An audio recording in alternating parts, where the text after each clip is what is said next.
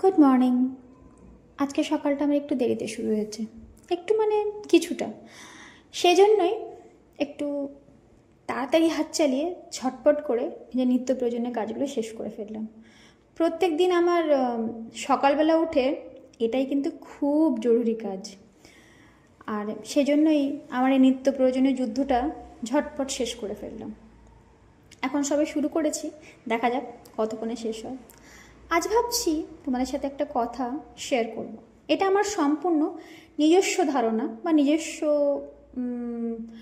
নিজস্ব একটা ভাবনা বলতে পারো। দেখা যাক তোমাদের সাথে সেটা মিল হয় কিনা। এই যে যদি আমি বলি শান্তির কথা, মানুষের জীবনে শান্তিটা কিন্তু খুব প্রয়োজনীয়, খুব ইম্পর্টেন্ট। সেটা কিন্তু প্রত্যেকটা মানুষের থাকারই খুব দরকার।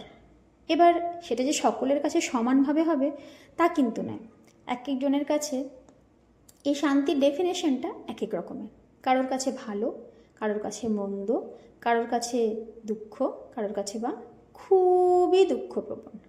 কিন্তু আলটিমেটলি শান্তিটা খুব ইম্পর্টেন্ট। যেমন যদি আমি তোমাদেরকে উদাহরণ দিতে চাই, উদাহরণস্বরূপ কারোর কাছে কেউ খেয়ে ঘুমিয়ে শুয়ে ঘুরে জিনিসপত্র কিনে, আবার নিজের কাছের মানুষকে কাছে পেয়ে, প্রিয় মানুষকে ভালোবেসে, কোথাও মানুষকে দান ধ্যান করে, পরোপকার করে, এসব করেও মানুষ শান্তি লাভ করে।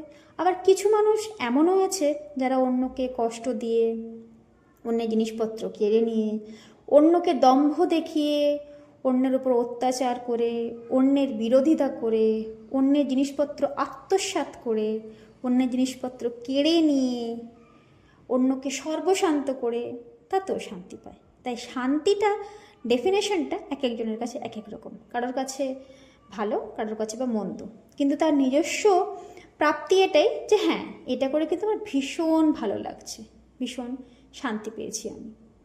তো শান্তির ডেফিনেশনটা সবার কাছে সেম নয়, সমান নয় সবার কাছে, বিভিন্ন বিভিন্ন রকমের।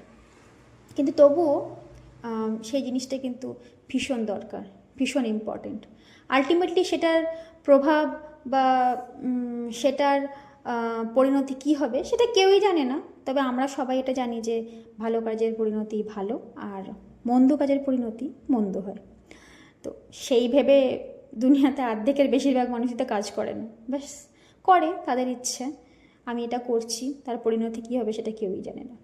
যাই হোক, এটা আমার একটা মনের ভাব, আমি শুধু তোমাদের সাথে একটু ভাগ করে নিলাম, আর কিছু না। যাই হোক, আমার সমস্ত কাজ শেষ হয়ে গেছে, আর আমার টিফিন, লাঞ্চ বক্স সমস্ত কিছু বানানো কমপ্লিট। আজকের মতো ভিডিওটা এখানেই শেষ করলাম।